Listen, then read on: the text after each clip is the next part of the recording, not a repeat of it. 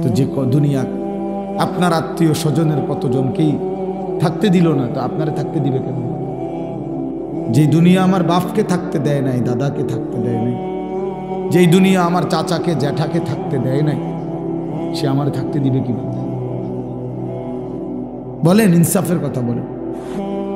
এই জন্য বাপ ছেলেরা বাবা এটাও বুঝায় যে আত্ম উপলব্ধি, নিজের বিবেকের মধ্যে কথা থাকা যে আসলে আমার জন্যই আখেরাত দরকার, কবর আমার, হাসর আমার, মিজান আমার, ফুলসিরাত আমার, কোরআন আমার জন্য, হাদিস আমার জন্য, নবীজি সাল্লাল্লাহু আলাইহি সাল্লাম আমার জন্য আসছেন, তিনি আমার ভালোর জন্য কাঁদছেন, তিনি আমার জন্য কাঁদছেন আমার নবী। এই কথাগুলো নিজের জন্য আলাদা বুঝা, এগুলো আমার জন্য অনেক বড় নিয়ামত, অনেক বড় সৌভাগ্য ওই মানুষটার যে বুঝছে ইসলাম আমার জন্য, কোরআন আমার জন্য, নবীজির হাদিস আমার জন্য, যে বুঝছে আমার কবর, আমার হাসর, আমার মিজান।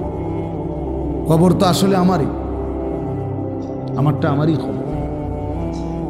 আমরা কিতাবে পড়ছি এক বুজুর্গ আর তার খাদেম রাস্তার পাশে দাঁড়ানো, তো এই সময় সামনে দিয়ে জানাজা মানে লাশ নিয়ে খাটে করে যাচ্ছে। তো ওই খাদেম বলতেছে, আরে না জানি কার লাশ। তো আল্লাহওয়ালা ওই বুজুর্গ বলতেছে, শোনো, হয় আমার লাশ নয় তোমার লাশ। অর্থাৎ এই লাশ দেখে আমার মৃত্যুর কথাও স্মরণ করো, তোমার মৃত্যুর কথাও, যে এই একই পরিণতি তোমারও আমার। এই জন্য উনি বললেন আর কি, যে হয় আমার লাশ এটা, নয়তো কার লাশ? তোমার লাশ। একই পরিণতি, একই পরিণতি। এই জন্য বাপ এটা বললাম, ওই বাবা কথা বলো না বাচ্চারা, এই জন্য বাবা এটা জরুরি। তোমরা ছেলেদেরকেও বলি, বাবা 16 বৎসরেই তুমি একবারে বাদ পড়ে গেলা, 14 বছর বয়সে, 18 বছর বয়সে ইসলাম থেকে বাদ পড়ে গেলা, কোরআন থেকে বাদ পড়ে গেলা, তো বাকিটা হায়াত কেমনে পার করবে?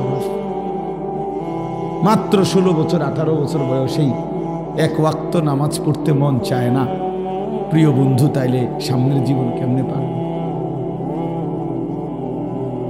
বাকি লম্বা হায়াত কেমনে পার হইব? বাপ, আমার বয়স এখন 44, তাহলে 16 বছর যে ছেলেটা, সেটা একবারে ফুটফুটে, সুস্থ সবল, শরীর স্বাস্থ্য সব ভালো, এমন সুন্দর ছেলেটাই যদি এক ওয়াক্ত নামাজ পড়ে না পড়ে, কোনোদিন 365 দিনে এক বছর কোনোদিন ফজরের নামাজ পড়ে না, এই জানোয়ারের ভবিষ্যৎ কি? এই জানোয়ারের ভবিষ্যৎ কি? এই জানোয়ার কোথায় গিয়ে থামবে? এই হাইওয়ান কোথায় গিয়ে থামবে?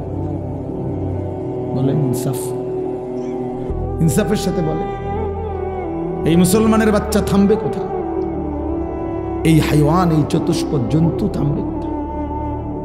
বলে হুজুর এটা কি বলে? হ্যাঁ, কোরআন শরীফে শুনবেন, কোরআন শরীফের সূরা আরাফের মধ্যে আছে, আল্লাহ তাআলা বলছেন, ফাতবাআহু শাইতান, শয়তান যার পিছে লাগছে, আখলাদা ইলাল আরদ, জমিনটাকে, পৃথিবীটাকে যে নিজের স্থায়ী মনে করছে, ওয়াত্তাবা হাওয়াহু। ছেলেরা শুনো বাপ, নবীজি বলছেন, আল্লাহ বলছেন, এবং মনের ইচ্ছা মতো যে চলে, ওয়াত্তাবা হাওয়াহু, তার মনের ইচ্ছাকেই যে কি করে? অনুসরণ করে। তিনটা কথা, এক, শয়তানের অনুসরণ করে, শয়তান তার পিছে লাগছে। 2, এই পৃথিবীটাকেই নিজের ঠিকানা মনে করে, আর মনের ইচ্ছা মতো চলে। আল্লাহ কোরআনে বলেন, কোরআন শরীফের আয়াত, ফামাসালুহু কামাসালিল কালব, আল্লাহ বলেন এর উদাহরণ হলো কুত্তার মতো, কুত্তার মতো, কুত্তার মতো, কুত্তার মতো। এটা কুত্তার মতো, এটা কুত্তা, এটা কুত্তা, এটা কুত্তার মতো। সরাসরি কোরআনে কালবর্ত কি আলিয়া, কুত্তার মতো।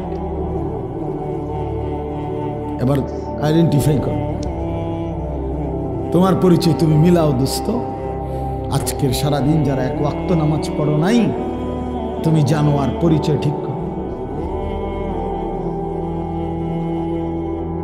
তুমি হাইওয়ান পরিচয় ঠিক করো। হিসাব মিলাও, জিন্দিগি মিলায় দাও। চলো তর্ক করি তোমার সাথে, তুমি মানুষ হয়েছো কেমনে বুঝায় দাও। বুঝাবো পেশাব পায়খানা করছে এই কারণে, জানোয়ার পেশাব পায়খানা করে না। ভাত খাইছো দেখে তো জানোয়ার খাবার খায় না। ঘুমাইছো দেখে তো জানোয়ার কি ঘুমায় না। যৌন চাহিদা পূরণ করছো এজন্য তো জানোয়ারের কি যৌন চাহিদা পূরণ হয় না? কুকুরের বাচ্চা হয় না? তো কেমনে হয়? কুকুরের যদি যৌন চাহিদা পূরণ না হয় তো বাচ্চা হয় কেমন? তফাৎ কি বলো ভাব? এজন্য আল্লাহ বলছে সেজদাবিহীন মানুষ হয় না, গোলামিবিহীন মানুষ হয় না, সৃষ্টিকর্তার পরিচয় ছাড়া মানুষ হয় না।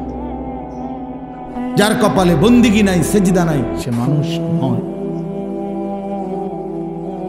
ইনহুম ইল্লা কাল আনআম, আল্লাহ বলছে তার পরিচয় আর কিছুই নয়, শুধুই চতুষ্পদ জানোয়ার, চতুষ্পদ জন্তু।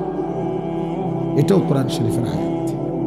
বালহুম আদাল্লু সাবিলা, বরং তার চাইতো নিকৃষ্ট পথ হারা এক কুত্তা লাঠি উঠাইলে বুঝে তারে মারবে, এই জন্য কুত্তা দৌড় মারে। কিন্তু এই কুত্তা এটাও বোঝে না যে একটা সেজদা না দেওয়ার কারণে তার জাহান্নামের আগুনে জ্বলতে হবে, এই জানোয়ার এটাও বোঝে না।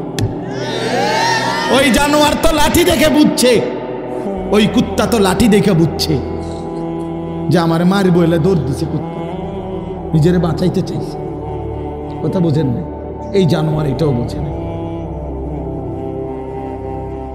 সে মানুষ হলো কিভাবে বাপ বলো? সমবয়সী একজন আরেকজনকে ধাক্কা দিও না, আলাদা শোনো। সাফ বললাম বাবা, আমি অনুরোধ করলাম সাবধান। মনে রাখো এই সমবয়সী হাসি দিয়ে তোমারে দুর্বল করে ফেলবে। হয় মনে করো শয়তান যে তোমারে ধাক্কা দিবে, মস্কারি করে হাসি দিয়ে উড়ে দিবে, বুঝবা যে ওই শয়তান, ওর উপরে ইবলিস ভিড় করছে, অর্থাৎ ও তোমারে পরিবর্তন হতে দিবে না, ভালো হতে দিবে না। হ্যাঁ, বন্ধু বড় খতরনাক। বন্ধু যদি নষ্ট হয়, বন্ধু যদি চরিত্রহীন হয়, বন্ধু যদি লম্পট হয়, বন্ধু যদি নারীর আসক্ত হয়, বন্ধু যদি মদখোর নেশাখোর জুয়ারি হয়, বন্ধু যদি নারীর ছবি আর উলঙ্গ দৃশ্য দেখে অভ্যস্ত হয়, এই বন্ধু নামের জানোয়ার পুরা মহল্লা শেষ করে দিবে, সমবয়সী সব শেষ করে দিবে। সাংঘাতিক। এই জন্য একলা ফিকির করো, আখিরাতের জন্য একা আগাও। তোমার সাথে কেউ আসলে আলহামদুলিল্লাহ, না আসলে বলে আমি একাই, আমি কি একাই। এই সমাজের সব ঘরে টেলিভিশন চলুক, আমি চালাবো না। এই সমাজের সব নাফরমানি করুক, আমি করব না, আমি একাই। আল্লাহর নবী সাল্লাল্লাহু আলাইহি সাল্লাম বলছেন, হযরত হুযাইফা এই সাহাবীকে বলছেন যে প্রয়োজনে ওয়ালাউ আন তাআদ্দা বিআসলি শাজারাতিন, নবীজি বলেন শোনো সাহাবী, প্রয়োজনে গাছের শিকড় কামড়াইয়া ধরে রাখবা, তারপরও একা হলেও আল্লাহর দ্বীন ছাড়বা, দ্বীন ছাড়বা। সাবধান, গোটা পৃথিবী উল্টে যাবে। সব মহিলা ন্যাংটা হোক, আমার বিবি বেপর্দা হবে না যদি সে আমার বিবি হয়। সাফ হিসাব, বেপর্দা বিবি আমি নেব না, রাখবো না। এমন বিবি দরকার 1000 বার ছেড়ে দিলাম, এমন সন্তান প্রয়োজনে কোরবান করে দিলাম, যা বেটা, হয় তুই থাকবি নয় আমি থাকবো। তো নাফরমানের সাথে ইমানদারের সংসার হয় না, বেঈমানের সাথে ইমানদারের কোনো পরিচয় হয় না। কোরআন শরীফে আছে, নূহ আলাইহিস সালাম শুধু আল্লাহরে বলছে, আল্লাহ এই যে ছেলেটা ডুববা যায় এটা আমার ফুত। সূরা হুদের মধ্যে আছে। নূহ নবী বলছিল ওই তুফানের সময়, কেনান ফোলাডারে কইছিল কি, এটা আমার ছেলে। আল্লাহ, আল্লাহর কসম বাবা শোনো, এই ছেলে তোমরা শোনো, বেনামাজি নাফরমান শোনো, চেহারা দেখলেই বোঝা যায় কয় পার্সেন্ট নামাজ পড়ো। আমি তো চিনি। আল্লাহ পাক কোরআনে ডাইরেক্ট বলছি, ইয়া নূহ ইন্নাহু লাইসা মিন আহলিক ইন্নাহু আমালুন গায়রু সালেহ। সাবধান হে নূহ, এটা তোমার সন্তান নয়, তোমার পরিবার নয়। বেঈমান ইমানদারের সন্তান হতে পারে না। এ বেআমল, ইন্নাহু আমালুন গায়রু সালেহ, এটা বেআমল সন্তান, এই নাফরমান মুমিনের বাচ্চা হইতে পারে না। এজন্য তোমরা যারা বেনামাজি, তোমরা যারা সেজদা দাও না, ছেলেরা বাবা, তোমরা যারা দিনরাত নারী ছবি, উলঙ্গ দৃশ্য, জিনা ব্যভিচারের দৃশ্য দেখো, অসৎ বন্ধুদের আড্ডা দাও, তুই কোনো মুসলমানের বাচ্চা না, তুই লাওয়ারিস, বেওয়ারিস বেটা, তুই বেটা। তোর কোনো বংশ নাই, তোর কোনো পরিচয় নাই, তোর কোনো বাপ নাই, তোর কোনো মা নাই, তোর কোনো রক্ত নাই, তুই বেওয়ারিস সন্তান, লাওয়ারিস বেটা, লাওয়ারিস। তুমি লাওয়ারিস। কারণ আল্লাহ কোরআনে বলছে, আল্লাহ কি ডাইরেক্ট বলছে, সাফ কোরআন, নাফরমান ইমানদারের কি হইতে পারে না, সন্তান হইতে পারে না। ফালা তাসআলনি, আল্লাহ বলেন নূহ নবী এমন নাফরমান সন্তানের জন্য, ফালা তাসআলনি, আমি মাওলার কাছে কিছু চেও না। সাবধান, হাত নামাও। কুরআনুল কারীমের মধ্যে আছে নূহ নবী হাত নামায় ফেলছে এবং সাথে সাথে দোয়া করছে, আল্লাহ আমি ভুল হয়ে গেছে, সন্তানের ভালোবাসায় খেয়াল করি নাই, আপনি মাফ করে দিয়েন। এমন নাফরমান সন্তানের জন্য চাওয়া আমার ঠিক হয় নাই। আল্লাহর নবী সাল্লাল্লাহু আলাইহি ওয়াসাল্লামের চাচা আবু তালেব হাজারো লক্ষ অনুরোধের পরেও যখন কালেমা পড়ে নাই, শেষ পর্যন্ত যখন মৃত্যুবরণ করেছে, আল্লাহর নবী তখনও চাচা আবু তালেবের জন্য দুই হাত তুলে মাফ চাইছিল। আল্লাহর কসম বন্ধু, কোরআনের আয়াত নাজিল করে আল্লাহ পাক নবীকে কলজার টুকরা বন্ধুকে বলছে, মা কানা লিন নাবিয়্যি ওয়াল্লাযীনা আমানু মাআহু আন ইস্তাগফিরু লিল মুশরিকিনা ওয়ালাউ কানু উলি কুরবা। আল্লাহ বলছে বন্ধু, কোন নবীর জন্য আর নবীর ইমানদার উম্মতের জন্য এই কথার কোনো অনুমতি নাই, চূড়ান্ত নিকট আত্মীয় হলেও কোন মুশরিক বেঈমানের জন্য আমার কাছে মাফ চাওয়া অনুমতি নাই। নামান হাত, নামান, আপনি নামান। খুদ রাসূল সাল্লাল্লাহু আলাইহি সাল্লাম হাত নামায় ফেলছে। আল্লাহ নিষেধ করেছে হাত নামান। কার জন্য দোয়া করলেন? কার জন্য ক্ষমা প্রার্থনা করছেন? অত বেঈমান, অত মুশরিক আবু তালেব, অত বেঈমান। ওয়ালাউ কানু উলি কুরবা, যদিও সে হয় নিকটাত্মীয়, চাচা, মামা, ফুফা, দাদা, খালু, যদিও আপন রক্ত হয়, তবুও কি করা যাবে না? কি বন্ধু, কি মনে করছো আব্বা? কি ভাবছো বাবা? লাওয়ারিস জীবন চালাও, বেওয়ারিস জীবন চালাও। তুমি নিজেকে আলাদা করে দাও যে আমার কোনো বাপ নাই, আমার কোনো মা নাই, আমার কোনো ধর্ম নাই, আমার কোনো আল্লাহ নাই, আমার কোনো রসুল নাই, আমার কোনো বানানেওয়ালা নাই, আমার উপরে কেউ কোনো কর্তৃত্ব করবে এমন কেউ নাই। আমি কারো বিধান মানি না, আমি কারো দিন মানি না, আমি কারো শরীয়ত মানি না, আমি কারো হুকুম মানি না। আমি এক যাযাবর, আমি এক জানোয়ার, আমি এক রাস্তার কুকুর, যেখানে মন চায় খায়, যেখানে মন চায় পেশাব করে, যেখানে মন চায় ঘুমায়, যেখানে মন চায় হায়। যুবক, যারে দেখতে মন চায় তারই দেখো, নারী ছবি, উলঙ্গ দৃশ্য, জিনা ব্যভিচার। ওফ, এটা বুঝি কোনো জীবন হইল বাপ? এটা বুঝি কোনো হায়াত হইল বাপ? মুসলমানের বাচ্চা বুঝি এত পাগল হয়, এত ছাগল হয়? মুসলমানের ঘরে জন্ম নিয়া ইনসাফ করে বলো, একটা ছেলে বাবা 2 বছর এক পবিত্র মা তোমার বুকের দুধ খাওয়াইছে, মায়ের প্রতি ফোঁটা দুধের হক। এক মা তোমারে 2 বছর দুধ খাওয়াইছিল, এই উদ্দেশ্যেই কি মা দুধ খাওয়াইছিল যে তুমি 16 বছর বয়সে সারাদিন উলঙ্গ ছবি আর নারী দেখবা, নর্তকী দেখবা, মোবাইল দেখবা। এই জন্য খাওয়াইছিল মা দুধ। মায়ের 9 মাসের গর্ভে ধারণের হক এটাই, একটা সেজদা না দেওয়া। মা এই জন্যই গর্ভে লালন করছিলেন, ধারণ করছিলেন। হামালাতহু উম্মুহু ওয়াহানান আলা ওয়াহনিন। আল্লাহ বলছে এক একটা মা কষ্টের পর কষ্টের জীবন বাজি রেখে এক সন্তানকে প্রসব করে নেয়, সন্তানকে প্রসব করে। তো সে মা এই জন্য দুধ পান করাইছিল, এই জন্য মা গর্ভে ধারণ করছিল। তুমি মোবাইল দেখবা, নারী দেখবা, ছবি দেখবা, তুমি আল্লাহরে একটা সেজদা দিবা না, কোনোদিন ফজরের নামাজ পড়বা না। প্রিয় সন্তান এইভাবে পচে গেলা বাবা, এইভাবে নষ্ট হয়ে গেল। হ্যাঁ, মুসলমান এত তাড়াতাড়ি 16 বছরে 18 বছর বয়সে এত নষ্ট হয়ে যাওয়ার তো কথা না, এত ফালতু হয়ে যাওয়ার তো কথা না রে বাপ, এত বাজে হয়ে যাওয়ার কথা ছিল না বাবা। এই জন্য বাপ আপনাদের অভিভাবকদেরকেও বলি, হিসাব মিলায়েন, ছেলে মেয়ের দিকে আরেকবার তাকাইয়া হিসাব মিলায়েন, হিসাব মিলেন কি রেখে যাচ্ছে, কি রেখে যাচ্ছেন, কি রেখে যাচ্ছেন। ছেলেটার চুলের দিকে তাকালে মনে হয় না সে মুসলমানের বাচ্চা। ছেলেটার সারা দিনে এক ওয়াক্ত সেজদা দেয় না, তাহলে স্পষ্ট সে মুসলমানের ঘরে জন্ম নেয় না।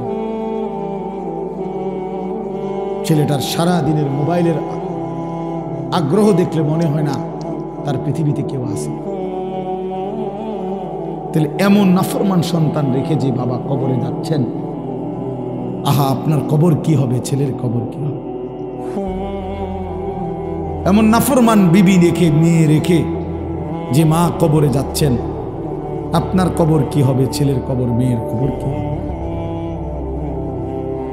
দয়া করে আমি অল্প একটু কথাই বললাম, ভাবতে শিখেন, ভাবতে শিখেন। ছেলেরা তোমরাও ভাইবো বাবা, নিজেরে এত অল্প বয়সে নষ্ট করে দিও না বাপ। এত কম বয়সে মানুষ এত পচে যায় না।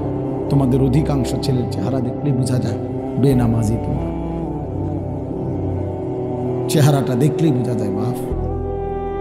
চেহারার মধ্যে কোনো দয়া মায়া আদর সোহাগ বলতে কিচ্ছু, চেহারা দেখলেই বোঝা যায় বাপ। আমি যদি বলো আমি দাঁড় করাই বেনামাজি, ইনশাআল্লাহ দেখবা যে 100 জন দাঁড় করাইলে 98 জন ভুল হবে না, হয়তো 2 জন ভুল হইতে পারে।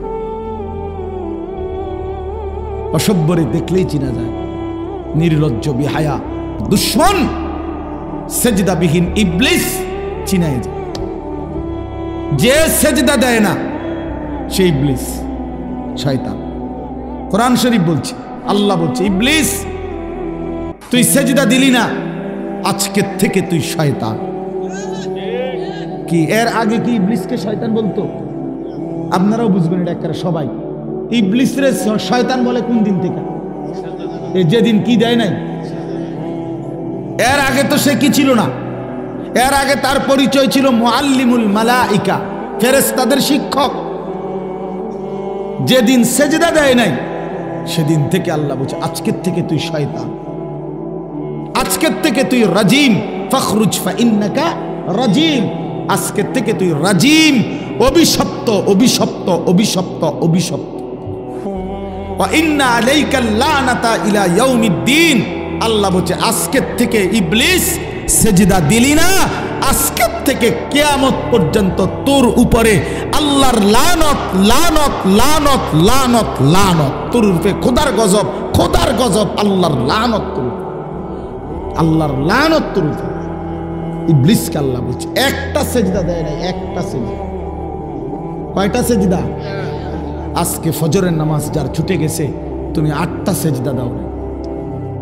4 রাকাত নামাজে 8টা সেজদা। আজকের জোহরের নামাজ যার ছুটে গেছে, যে 12 রাকাত নামাজে অথবা 10 রাকাতই হোক, তাইলে তুমি 40টা সেজদা দাও। আজকের আসরের নামাজ ছুটে গেছে যার, কমপক্ষে 4 রাকাত ফরজের 8টা সেজদা তুমি দাও নাই। আজকের মাগরিবের নামাজ ছুটে গেছে যার, 5 রাকাত 3-2 5-এ 10টা সেজদা তোমার ছুটে গেছে। আজকের এশার নামাজ যারা পড়ো নাই, তোর কমপক্ষে 9 রাকাত নামাজে 18টা সেজদা ছুটে গেছে। তাহলে প্রিয় ভাই আমার, একদিনে কতটা সেজদা ছুটে গেছে? তো একটি সেজদার কারণে যদি আল্লাহ কোরআনে বলছে ওয়া ইন্না আলাইকাল লা'নাতা ইলা ইয়াউমিদ্দিন, তোমার উপরে কিয়ামত পর্যন্ত আমি আল্লাহর লানত, তাহলে আজকের এতগুলো সেজদা ছুটে গেলে তোমার উপরে কি পরিমাণ লানত বলো বাবা। শেষ পর্যন্ত দুনিয়া কি ভোগ করছো? সংসারের মা বাবা এ সামান্য যে একটু তরি তরকারি রান্ধে, এই ছাড়া আহামরি দুনিয়া কি খাইছো বাপ? যতগুলো নারী দেখলা, ছবি দেখলা, উলঙ্গ দৃশ্য দেখলা বাবা, জিনা ব্যভিচারের দৃশ্য দেখলা, শেষ পর্যন্ত অর্জন কি? ছুঁয়েও দেখলা না, ধরেও দেখলা না, এক প্লাস্টিক দেখে দেখে, এক ছবি দেখে দেখে, আহা এমন সুন্দর নিজের হায়াত, ওইটা ছবি, তুমি আসল, তুমি কোনো ছবি না, তুমি এলা আস্থা মানুষ। বোঝেন না কথাটা? মোবাইলেরটা না ছবি, আমি কি ছবি? আমি তো কি মানুষ। তাহলে হয়তো তার নষ্ট হয় নাই, কিন্তু আমি তো নষ্ট হয়ে গেলাম, ছবি দেখে দেখে আমি নষ্ট হয়ে গেলাম। এর চাইতে বড় আফসোস যে ছায়া দেখে দেখে আহা আমি শেষ। এই মোবাইলের এগুলোর তো ছায়া ছবি বলে, ছবির ছায়া, ছবিও না। প্রথমে তো হইলো আসল বেডি না, 2 নম্বরে হইলো বেডির ছবি, তো ছবিও না, ছবির ছায়া। এই জন্য এটারে কয় ছায়া ছবি, ছবির ছায়া। তো এক ছায়া দেখে দেখে আহা আমি জিন্দেগি শেষ করে দিলাম, শরীরও নষ্ট করে ফেললাম, আখেরাতও বরবাদ করে দিলাম। এর চাইতে বোকা, আহাম্মক, বেউকুফ, পাগল, মাতাল, তার সিরা আর কে হইতে পারে? এর চাইতে মাতাল আর কি বলো বাপ? একটা ছেলে বুঝছে, একজন, কোনো অসুবিধা নেই। আমি সংখ্যার কাঙ্গালি করি না, কোনোদিনও না।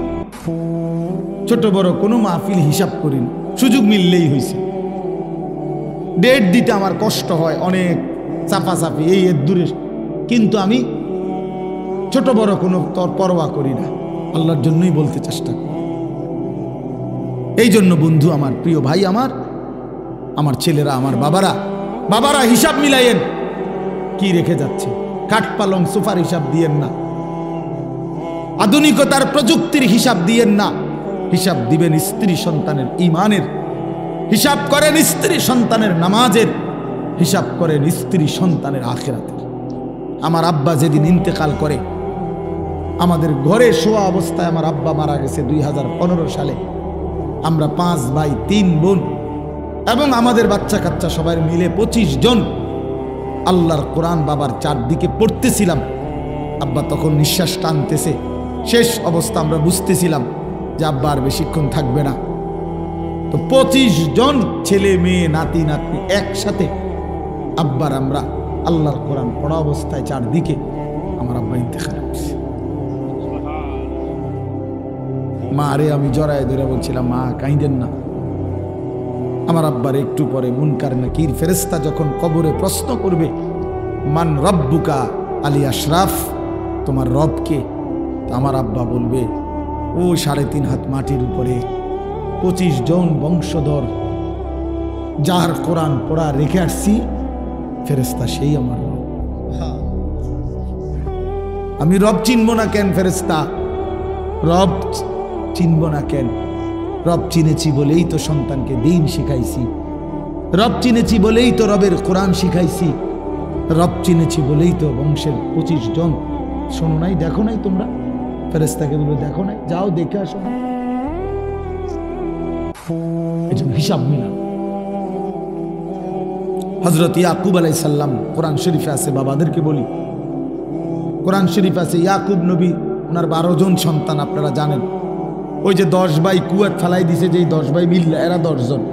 আর ইউসুফ আর বিনিয়ামিন এরা কয়জন? তো কয়জন হইল? এই 12 জন সন্তান ছিল।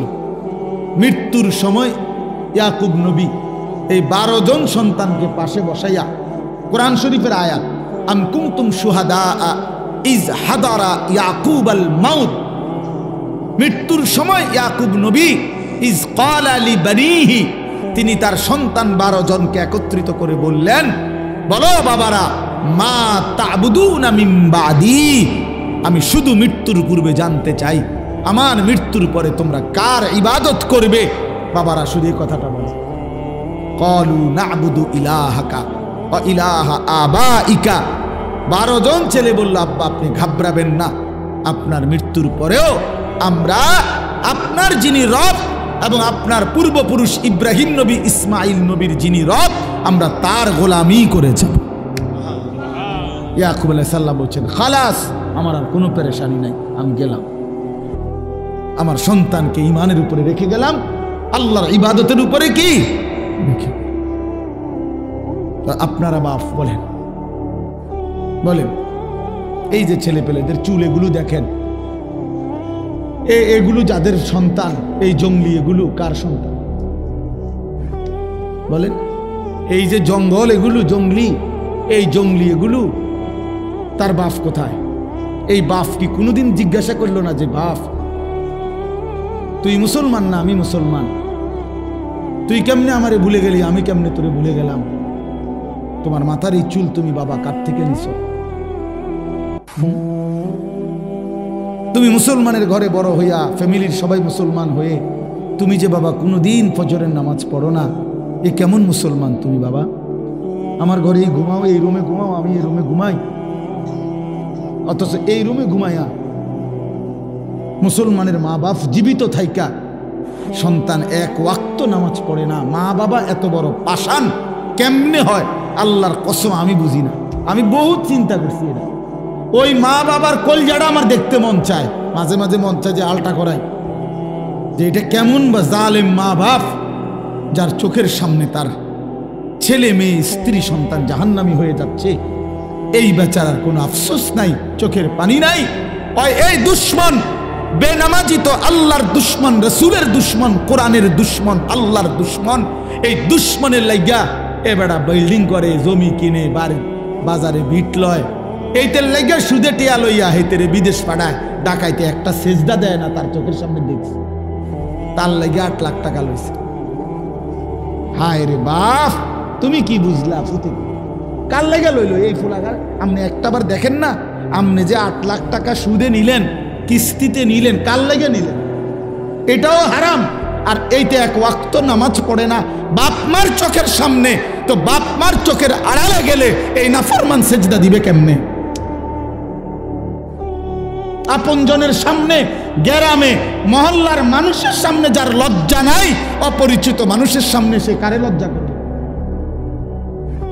কথা বুঝেন নাই? এখানে তো তার আপনজনেরা, তার চাচা, জেডা, মামা, ফুফা, খালু, মা, খালা, দাদি, বাপ, চাচা, একটা মানুষের সে পাত্তা দেয় না, এগুলো কাউরে সে শরমায় না। এত বড় বেশরম, এই চোখের আড়ালে গেলে কেমনে নামাজ পড়বে বলেন না? বলেন বাবা, বলেন। অনুরোধ করছি এই জন্য, দয়া করে আল্লাহ নবীর এই হাদিস আবার আসেন। নবীজি বলছেন বাবার কাছে সন্তানের চাওয়া 2 জিনিস, এক হলো আইয়ুহসিনা ইসমাহু ওয়া আইয়ুহসিনা আদাবাহু। 1 নাম্বার হলো একটি সুন্দর নাম রাখা, এটা সন্তানের পাওনা বাপমার কাছে। আরেকটা হলো ওই দেখেন, মানে উনি হিসাব হলো চুরি করে হইলো উনি মোবাইলে উঠে, হ্যাঁ বেড়া বেড়া আমাদের কইছি না, চাদর মানে হের কথা হইলো হুজুর তোমার, তুমি না আরো তোমার বাপেও যদি কয়, আমি জীবনে কারো কথা শুনেছি না, আজকে কিতাম হইতাম। কথা বুঝেন নাই? আমি হ্যাঁ সিদ্ধান্তই নিছি আমি শুনবো না, আরো হুজুরে যদি শিক্ষারেও কয় আমি শুনবো না। ঠিক আছে বাপ, হ্যাঁ হ্যাঁ অনেকের ভাইয়া রাগ হইও না, আমি শক্ত মানুষ, হাদিসে স্পষ্ট আছে। প্রিয় ভাই শুনো, আল্লাহ নবী সাল্লাল্লাহু আলাইহি ওয়াসাল্লাম বলেন, কোন মানুষের দিল খোদার কসম কাল কুজে মিরবাদান। নবীজি বলছে কিছু কিছু মানুষের অন্তর থাকে সম্পূর্ণ।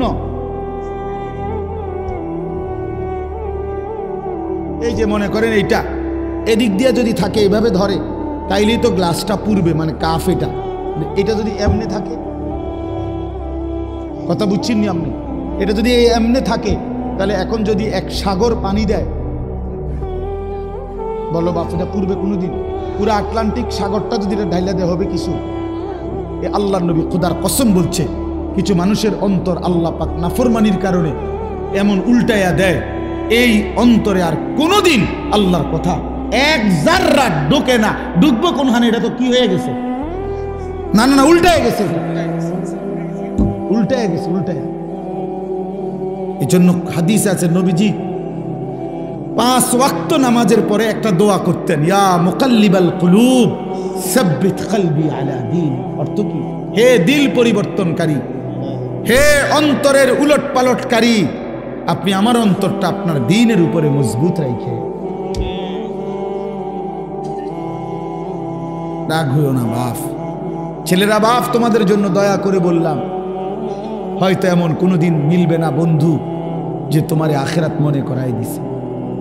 সমবয়সী বন্ধু কোনোদিন বছরের পর বছর তোমার অসভ্যতা চরিত্রহীনতা দেখে কোনোদিন একটাবারও বলল না, কিরে দোস্ত আমরা না মুসলমান, মুসলমান এমন হয় কেন? আপনজন মিলবে না, বরং তোমারে শুধু গুনাহ গুনাহ শিখাবে, গুনাহ। পৃথিবীর যেই কোনো মদখোর নিজের থেকে শুরু করে নাই, বন্ধু নামের কোনো শয়তান তারে মদের আড্ডায় নিয়ে গেছে। যে এটা সহজ কমন থিওরি, এটা একটা কমন থিওরি। পৃথিবীর যেই কোনো জুয়াখোর, জুয়ারি নিজের থেকে জুয়া শুরু করে নাই, বন্ধু নামের কোনো শয়তান, পরিচিত নামের কোনো দুষ্ট তারে জুয়ার আড্ডায় নিয়ে গেছে। আরে আপনি মদ জুয়া বাদ দেন, কোনো অসুবিধা নেই, পড়ুন। কোনো নেশা বাদ দেন, এই যারা বিড়ি সিগারেট খায় বাপ চাষা নিয়মিত, উনাদেরকে জিজ্ঞাসা করে দেখে যে চাষা আপনি আল্লাহর কসম কইরা সাক্ষী রাইখা বলেন যে বিড়ি খানা শুরু করছেন কেমন? ঠিক আছে, অসুবিধা নাই। তো এজন্য বললাম, আপনি একজন বিড়ি খাওই না মানুষের জিগাইয়েন, চাষারে একেবারে হাতে ধরে কইন, চাষা আল্লাহ দোহাই করে বলেন কেমনে শুরু করছেন বিড়ি? উনিও বলবে কথা যে আমি নিজের থেকে বিড়ি খাইতাম না প্রথম, আমারে হমাইন না কয়েকজনে বারবার বিরক্ত করতে করতে এক সময় 1 টান 2 টান দিতে দিতে এখন আমার অভ্যাস হয়ে গেছে। তার মানে কেহই গুনাহ কবিরা, যেগুলা বড় পাপ, নিজের থেকে শুরু করে না। কোনো না কোনো সমবয়সী আড্ডা দিতে দিতে একদিন তাকে গুনার মধ্যে জড়ায় দেয়, অসৎ আড্ডায় জড়ায় দেয়। নারীর আড্ডা, জুয়ার আড্ডা, মদের আড্ডা, নেশার আড্ডা, ছবির আড্ডা, অস্থিরতার আড্ডায় মিশাই দেয় ভাইয়া। এজন্য বন্ধু বাপ, দয়া করে নিজের ভালো, নিজের কল্যাণ আলাদা দেখো। আমি যেই কথাটা মূলত বুঝাইতে চাই, তুমি আলাদা ভাবো, তোমারটা তুমি ভাবো যে আসলে আমারে বলছি, আমারে বলছি, আমারে বলছি। তুমি ইনশাল্লাহ যদি নিজের জন্য ভাবো, বরকত হবে, বরকত হবে, তাইলে দেখবো তুমি আগাইতে পারবা। কোরআন শরীফে আছে, হাসরের দিন যার আমল নামা হাতে ডান হাতে দেওয়া হবে, সে সবাইকে দেখাবে